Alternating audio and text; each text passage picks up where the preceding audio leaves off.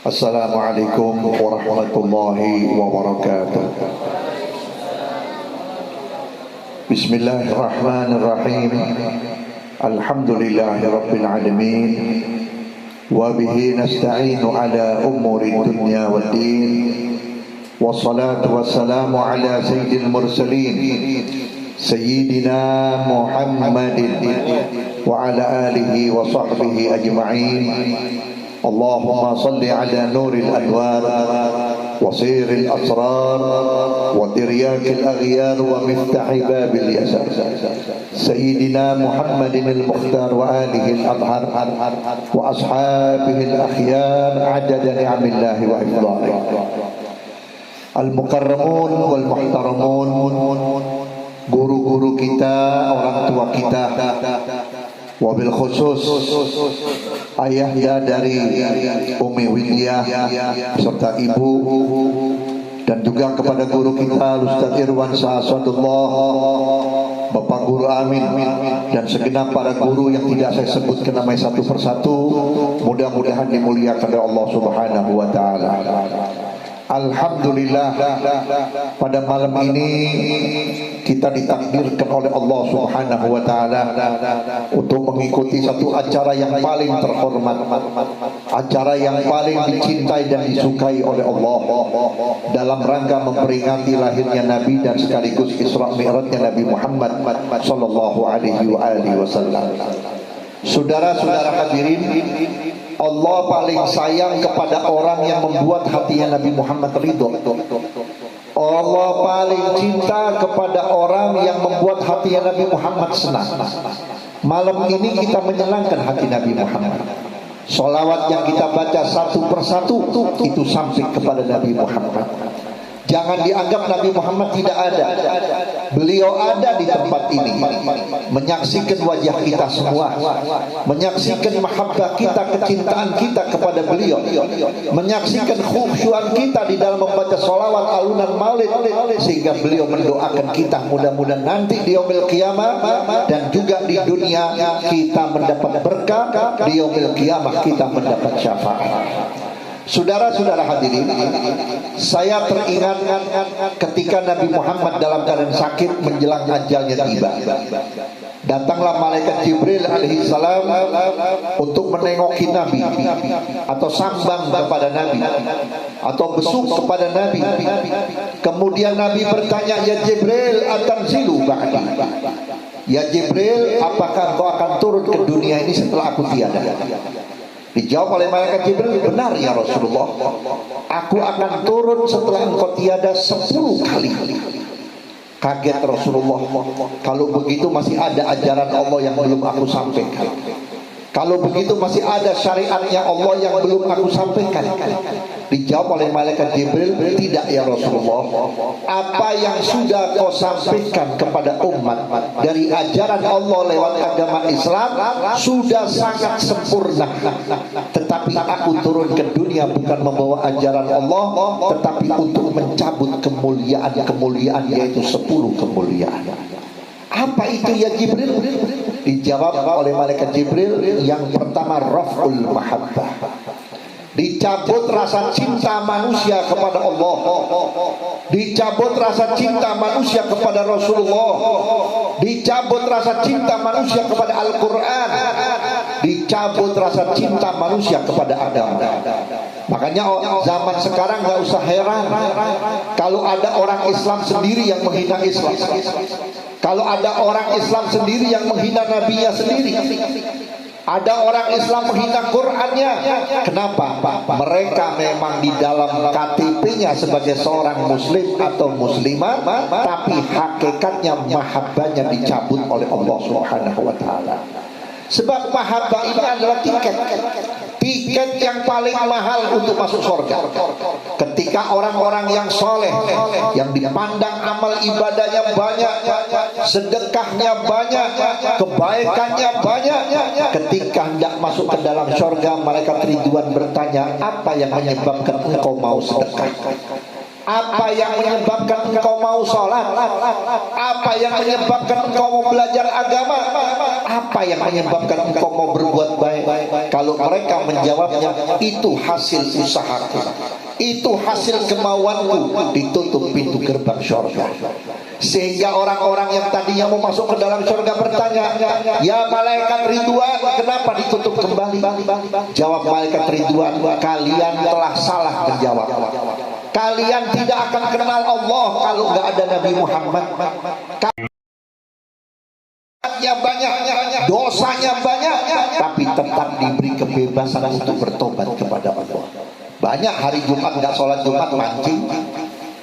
Banyak hari Jumat nggak sholat Jumat malah main-main. Tapi sampai detik ini nggak dikutuk oleh Allah. Orang berzina banyak dari zaman Nabi Muhammad sampai sekarang, tapi nggak dikutuk oleh Allah. Coba lihat umat Nabi yang lain, baru niat saya mau berzina, malam itu dihancurkan oleh Allah. Tapi kalau umat Nabi Muhammad, sebesar apapun dosanya, tetap ditunggu oleh Allah untuk bertobat. Sehingga Allah menyatakan kepada Nabi Muhammad, ya Muhammad, aku berikan kebebasan umatmu untuk bertobat sampai roh ada di mana? Tenggorokan. Kalau rohnya masih di perut, aku terima tobat. Kalau rohnya ada di dada, aku terima tobatnya. Tapi kalau sudah di tenggorokan, aku tutup pintu taubat. Karena siapa ini? Karena Nabi Muhammad. Kita bisa mendidik anak menjadi anak yang baik, ini dari Nabi Muhammad. Kita bisa mengajarkan bagaimana anak menghormati orang tua, itu juga dari Nabi Muhammad. Kita bisa menghargai tetangga, itu juga karena Nabi Muhammad. Kita bisa bertoleransi kepada orang-orang di luar Islam, itu juga karena Nabi Muhammad. Tidak ada ajaran Nabi Muhammad yang gagal, tidak ada ajaran Nabi Muhammad yang keliru. Makanya orang tua yang pengen selamat dunia akhirat, jadikan anak-anaknya mencintai Nabi Muhammad melebihi daripada orang tuanya sendiri. Sebab orang mencintai orang lain belum tentu yang dicintai nulungin kita. Tapi Nabi Muhammad udah jelas cintanya kepada kita luar biasa. Di saat Nabi diutus oleh Allah menjadi Rasul, dicaci, dimaki, difitnah, mau dibunuh, tetap Nabi Muhammad tidak berhenti. Kenapa? Yang ada dalam hati Nabi Muhammad adalah kita. Kalau aku berhenti menyampaikan ajaran Allah, karena aku diserang oleh orang-orang yang tidak suka kepada aku, niscaya umatku akan sengsara, tidak akan kenal Allah. Tapi alhamdulillah dengan kesabaran tetap Allah mengantarkan kita sampai kita menjadi orang-orang yang beriman kepada Allah. Di saat Rasulullah sakit, kanan Nabi Muhammad ada malaikat Jibril, di sebelah kiri Nabi Muhammad ada putri beliau Sayyidatuna Fatimah dan putranya Hasan wal Husain. Di belakang Nabi ada Khulafair Rasyidin, 4 sahabat. Di depan Nabi Muhammad ada malaikat Israel. Ketika dicabut ruhnya Nabi Muhammad, atau mulai diambil atau ditarik ruhnya Nabi Muhammad sampai di dengkul atau di lutut, Nabi berkata, ya Israel, kalau bisa berhenti sebentar, saya nggak kuat merasakan sakit dan perihnya dicabut nyawa. Teriak malaikat Jibril di sebelah kanan Nabi Muhammad, ya Habibur Rahman, wahai kekasih Allah yang maha penyayang, ini yang paling pelan, ini yang paling halus, ini yang paling ringan. Kaget Rasulullah, kalau yang paling pelan saya nggak kuat, yang paling halus saya nggak kuat, yang paling lunak saya nggak kuat. Wa kaifa bi ummati, bagaimana dengan umatku? Aku khawatir umatku meninggal dalam keadaan belum sholat. Aku khawatir umatku meninggal dalam keadaan maksiat. Aku khawatir umatku meninggal dunia dalam keadaan berbuat kesalahan. Pasti umatku akan merasakan kesakitan yang luar biasa. Di situ Nabi berdoa, ya Allah, biar sakit lebih sakit daripada ini saya tahan, ya Allah. Yang penting satu, ya Allah, satukan rasa sakitnya umatku ketika dicabut nyawa, biar aku yang menanggung, ya Allah. Adakah manusia seperti Nabi Muhammad? Sakit masih memikirkan sakitnya kita, menderita masih memikirkan penderitaan kita. Ketika Rasulullah berada di alam barzah, Nabi Muhammad di dalam alam barzah atau alam kubur tidak seperti manusia biasa. Beliau hidup setiap hari Senin dan Kamis, seluruh amal perbuatan kita dilaporkan kepada Nabi Muhammad. Kalau Nabi Muhammad melihat amal kita baik, Nabi bersyukur dan memuji kepada Allah, mendoakan antum semua semua sebagai umat Nabi Muhammad. Makanya orang yang taat kepada Allah, orang yang mengikuti Nabi Muhammad, tidak ada yang hidupnya menderita dan susah. Walaupun dia nggak kaya, walaupun dia bukan orang beruang, tetapi Allah berikan ketenangan jiwanya. Kenapa? Setiap amal umatnya, Nabi Muhammad meneropong atau melihat dari belakang. Oh umatku sholat, oh umatku puasa, oh umatku baca Quran, oh umatku mendidik keluarga dengan didikan yang baik, oh umatku mengajak kebaikan. Didoakan saking senangnya Nabi Muhammad kepada kita. Tapi sebaliknya, kalau Nabi Muhammad melihat catatan amal perbuatan kita penuh dengan kesalahan, Nabi memohonkan ampun. Ya Allah, ampuni. Jikalau engkau sayang kepadaku ya Allah, jikalau engkau cinta kepadaku ya Allah, jangan kau berikan beban kepada umatku. Umatku itu lemah ya Allah, umatku itu dhaif ya Allah, umatku itu gak sanggup untuk melawan hawa nafsunya ya Allah. Pandanglah aku dan ampuni umatku, jangan sampai umatku masuk neraka. Nanti yang terakhir, kita akan dibangkitkan semuanya di alam akhir. Kita akan mohon pertolongan kepada siapa? Kita cari bapak kita sudah lari, kita cari ibu kita sudah lari. Karena orang tua lari dari anaknya bukan nggak peduli, karena orang tuanya sendiri takut dimintain pertanggungan jawab. Bagaimana cara didik anak? Kalau suami bagaimana cara pendidik istri? Kalau istri bagaimana tanggung jawab hormat kepada suami? Kalau sebagai orang tua bagaimana cara pendidik anak dan keturunannya? Itu mereka melarikan diri karena takut dituntut. Hanya satu manusia yang kita belum pernah ketemu, tapi kita imani dan kita cintai, yaitu Nabi Muhammad SAW. Dia panggil kita dari jauh, ya ummati, hai umatku, kemari, mendekat. Aku akan perjuangkan kamu agar kamu tidak disiksa oleh Allah dan kamu masuk surga dengan rahmatnya Allah. Masuk surga jangan pun disiksa. Dihisab yaumil qiyamah sudah luar biasa sakitnya. Bayangkan 1 hari 1000 tahun. Matahari sudah nempel dengan kulit kepala, kayak apa panasnya.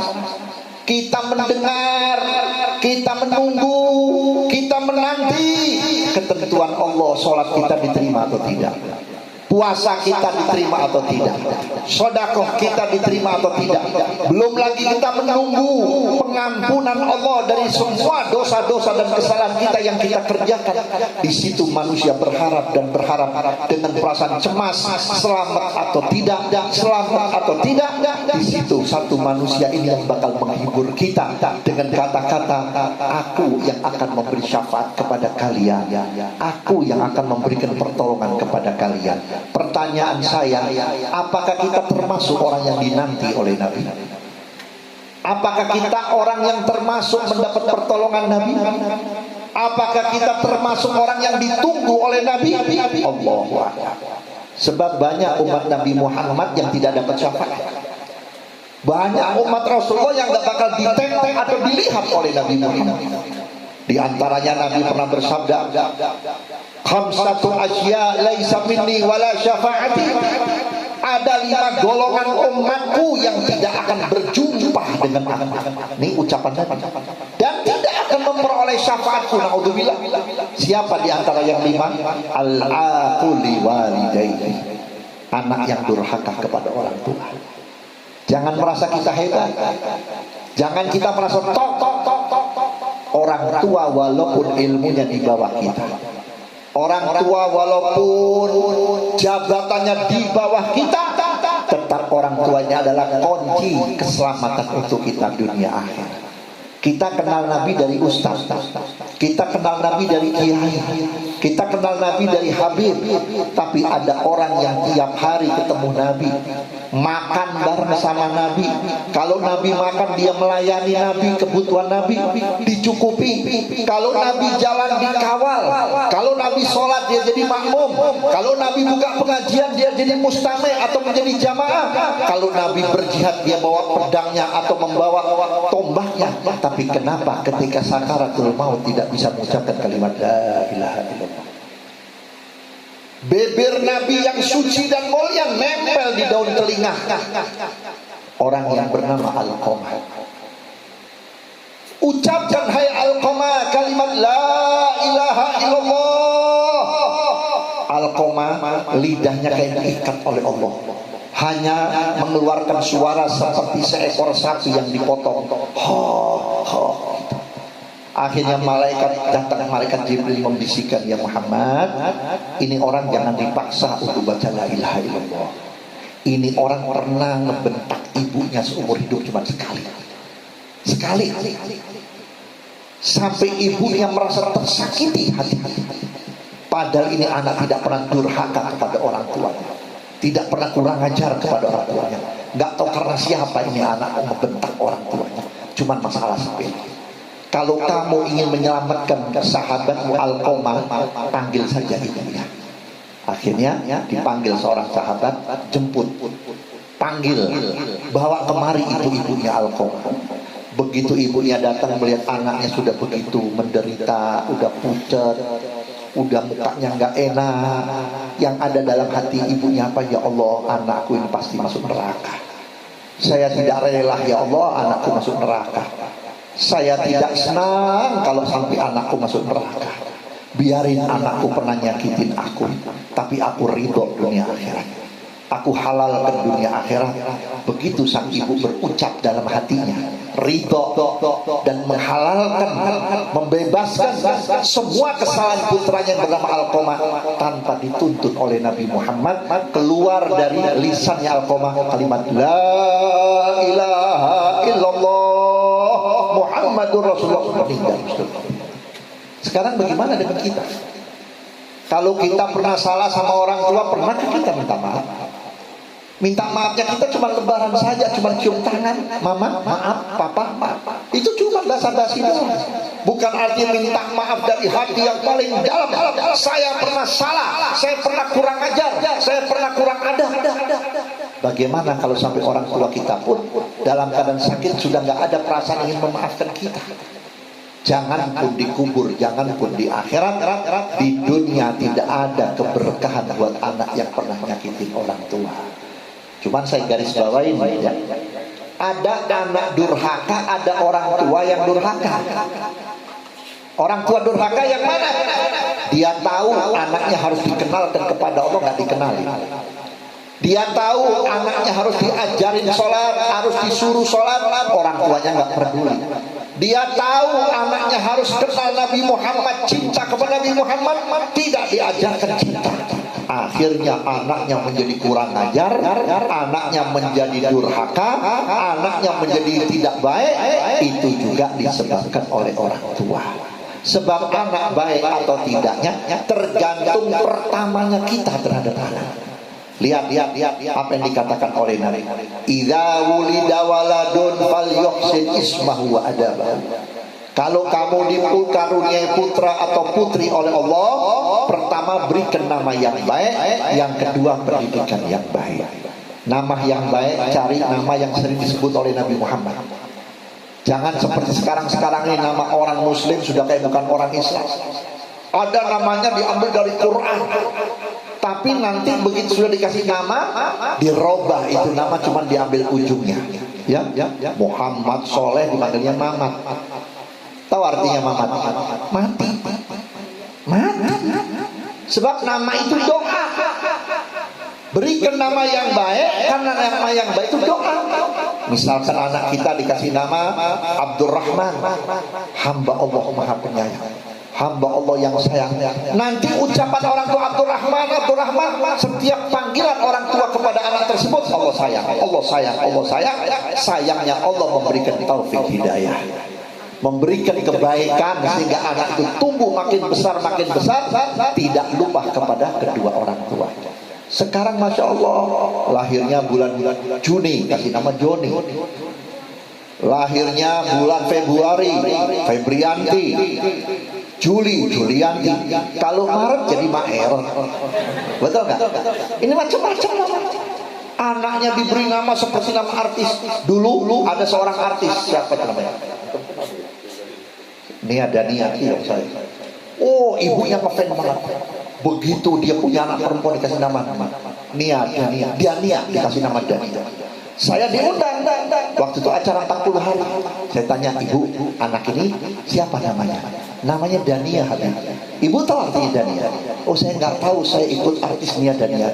Dania itu artinya kehancuran. Sebagaimana dikatakan oleh Habib Abdullah bin Abdul Haddad, ad-dunya dania wa muddatha qasira. Dunia tempat kehancuran, tidak ada yang pernah abadi, dan umurnya dunia itu pendek. Ya, dan orang yang serakah kepada dunia, dia akan disiksa oleh dunia. Jadi kehancuran. Saya bilang, ibu robah namanya. Ini nanti gedenya kalau nggak dirobah hancur. Kenapa? Karena doa. Ya, namanya dania. Maka oleh karena itu setelah namanya baik, tidak memastikan anak itu menjadi anak yang baik. Muhammad, tapi nggak diajarin sholat. Banyak Muhammad yang nggak sholat. Ya, namanya siapa? Soleh, tapi nggak diajarin akhlak, salah melulu tuh si soleh. Betul kan? Namanya baik, pendidikan harus baik. Pendidikan yang terbaik yang mana, Bir? Bukan perguruan tinggi, bukan sekolah mewah. Pendidikan yang terbaik, bisa nggak anak kita kenal kepada Allah sampai terwujud dalam batinnya apa yang dirasakan oleh anak berupa kenikmatan, dia berterima kasih sehingga tumbuh jiwa anak itu menjadi anak yang qanaah, yang puas hati, tidak serakah. Kenapa? Karena dia merasa apa yang diberikan oleh Allah kepada dirinya merupakan nikmat yang paling besar. Itu pendidikan yang terbaik, saudara-saudara. Maka kita lihat daripada perjalanan para wali-wali Allah, Al-Habib Abdullah bin Abu Bakar Al-Idrus yang ratibnya kita baca, anaknya laki-laki 4 orang, tapi laki-laki 4 orang ini menjadi wali kutub semuanya. Gak diajarkan di SMA, gak disekolahkan di mana SD dan SMP, diajarkan sama orang tua kenal Allah. Sampai anaknya yang paling tua yang bernama Habib Abu Bakar Al-Adni bin Abdullah Al-Idrus, ketika mendapatkan satu kewalian yang besar, kedudukan yang tinggi, sebelum kedudukan wali yang tinggi ini datang kepada anaknya, bapaknya memberikan satu percobaan atau testing. Coba cari makhluk yang Allah di dunia ini yang paling hina. Kalau kamu sudah menemukan, insya Allah kamu akan mendapat kedudukan wali agung. Keluar dari rumah berbulan-bulan hanya nyari makhluk Allah yang paling hina. Ketemu ini belum tentu dia hina, ketemu ini belum tentu dia hina. Terakhir sudah nggak kuat, sudah letih, pulang ke rumah ayahnya. Sampai depan rumah ayahnya ada seekor anjing yang sudah sakit, sudah luka-luka, sudah mengeluarkan bau busuk dan lendir-lendir yang kurang baik.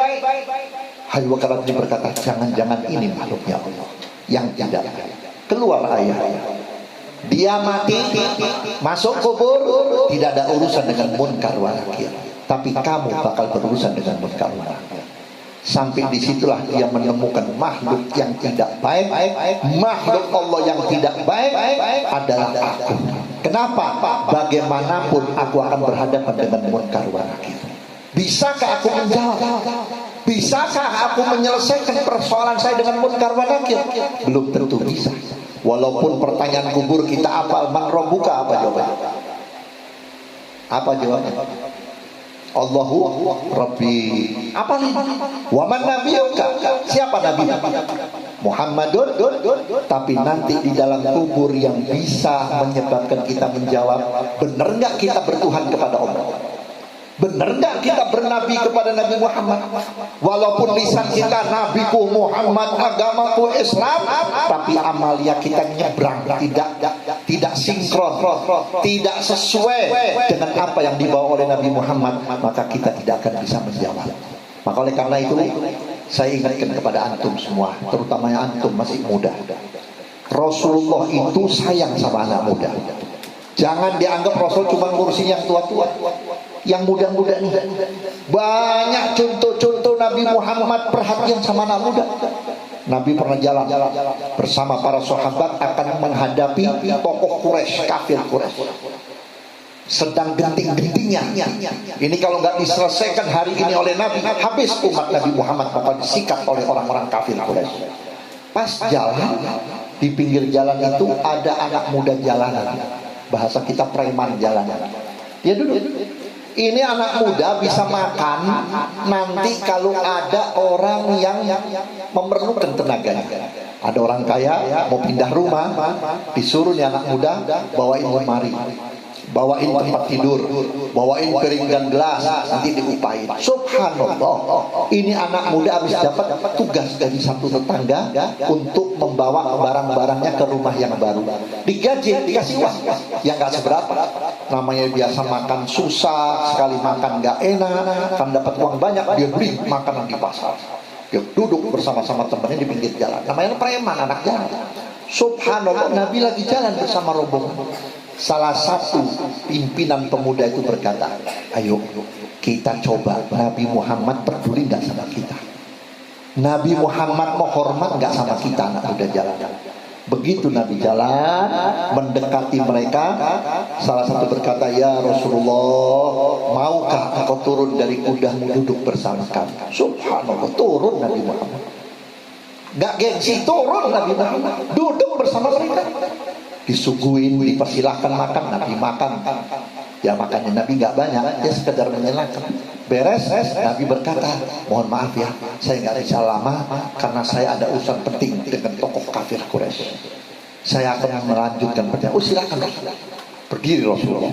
Begitu Nabi berdiri, semua pemuda berdiri, mengantarkan Nabi sampai naik kuda sambil berkata, ya Rasulullah, aku kira kau tidak peduli kepada kami anak muda, apalagi kami anak jalan.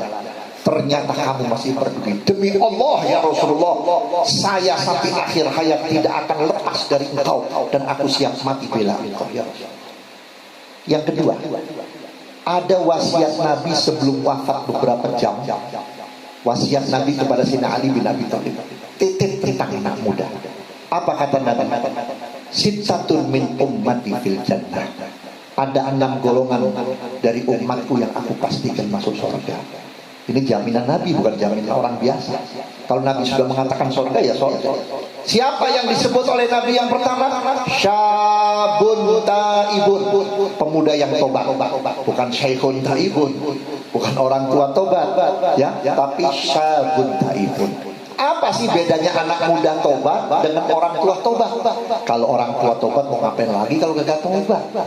Ya, wajah udah nggak cantik, wajah udah nggak ganteng, badan udah nggak kuat, mau ngapain lagi kalau nggak tobat? Maaf, tobatnya anak muda sama tobatnya orang tua beda. Kalau orang tua tobat mungkin karena sakit. Kenapa Pak nggak mabuk lagi Pak?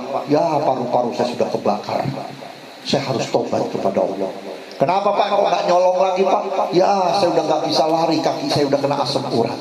Tapi anak muda, nafsunya masih tinggi, semangatnya masih berkorban, tenaganya masih kuat, keinginannya masih berat. Tapi karena sudah mendapat tetesan taufik hidayah, apapun ajakan teman-temannya tidak akan membuat dia tidak tobat kepada Allah. Anak muda masuk masjid dengan orang tua masuk masjid, banyakkan anak muda yang dihina. Tumben kamu masuk masjid, tumben juga. Hah? Tumben kamu masuk masjid. Mimpi apa kamu? Kemarin ada dangdut kamu cingkrak-cingkrak, mabuk. Ada apa? Jangan-jangan kamu lirik anak ustaz. Lagi rutin ikut majelis seperti ini, kebetulan malam minggu ada aja temennya yang kirim WA. Kalau tobat jangan disemuain dong, sisain buat malam minggu. Kesian tuh cewek kamu cakep, nanti kalau kamu nggak apelin hilang. Tapi kalau sudah dapat patri atau kekuatan daripada taubat, biarin cewek saya hilang, yang penting taufik hidayah saya jangan hilang. Sebab saudara-saudara, yang diharapkan Nabi oleh anak muda, sampai Imam Syafi'i pun pernah mengatakan apa? Hayatul fata wallahi bi ilmi wat tuqa idza lam takuna la'tibara lidhalika. Kehidupan anak muda mau enak mau nggak enak gimana dua ini? Satu, dia punya ilmu. Kedua, dia punya ketakwaan. Dia nggak bakal susah. Lihat orang yang punya ilmu ditambah ketakwaan. Ilmunya diiringi dengan amal soleh, ilmunya diiringi dengan keikhlasan, ilmunya diiringi dengan ketawaduan. Ada nggak mereka hidupnya susah? Walaupun kesana kemari pakai sarung, pakai baju koko, itu aja, peci putih, baju putih, sarung itu terus, tapi hidupnya tidak pernah sengsara. Ada orang yang kelihatannya permente, gagah, gaya, tapi hidupnya tidak pernah bahagia. Kenapa? Dia tidak dapat dua ini. Tapi pemuda mau hidupnya bahagia, satu punya ilmu, kedua punya ketakwaan kepada Allah. Makanya saya berharap kepada Bapak Ibu yang hadir, canangkan, niatkan, rencanakan di hati, bagaimanapun anak saya harus menjadi anak yang soleh, harus menjadi anak yang beriman, harus menjadi anak yang cinta kepada Nabi Muhammad. Karena dengan kecintaan anak kita kepada Nabi Muhammad, pasti anak kita bakal nyenengin kita. Kalau ada anak nggak nyenengin kita, ya salah kita, karena kitanya nggak ngajarin anak kita cinta kepada Nabi Muhammad Sallallahu Alaihi Wasallam. Mudah-mudahan apa yang saya sampaikan bermanfaat. Kurang dan lebihnya mohon maaf. Sebelumnya kita bacakan Fatihah kepada keluarga besar Umi Widya, ayahnya, ibunya, juga suaminya Ustaz Irwansa, dan juga jamaahnya. Dan saya lihat Masya Allah ibu-ibu datang dari jauh. Ada yang sengaja nanam duku untuk maulid di tempat ini, nanam duren untuk maulid di tempat ini. Bukan durennya yang kita lihat, bukan makanannya yang kita lihat, niatnya untuk siapa? Bukan untuk saya, bukan untuk kita, tapi untuk Nabi Muhammad SAW. Mudah-mudahan apa yang dilakukan ini bakal menjadi imbalan nanti di yaumil mahsyar, ditempatkan oleh Allah di surga yang di dalamnya ada Nabi Muhammad Sallallahu Alaihi Wasallam. Mari kita bacakan Fatihah. Mudah-mudahan beliau-beliau ini dipanjangkan umur, disehatkan badannya, juga antum semua dikabulkan hajatnya, Bapak Ari beserta kawan-kawannya, mudah-mudahan usahanya, ikhtiarnya, dakwanya lewat travel umroh diberikan kesuksesan secara mutlak oleh Allah Subhanahu wa taala. Wa ila hadratin Nabil Mustafa Muhammad sallallahu alaihi wa alihi wasallam. Al-Fatihah. A'udzu billahi minasyaitonir rajim. Ar-Rahmanir Rahim, Maliki yaumiddin, iyyaka na'budu wa iyyaka nasta'in. Rabbana taqabbal minna innaka antas samiul alim wa tub alaina innaka antat tawwabur rahim. Wa sallallahu wasallam ala sayyidina Muhammadin wa alihi wa sahbihi wasallam walhamdulillahi rabbil alamin.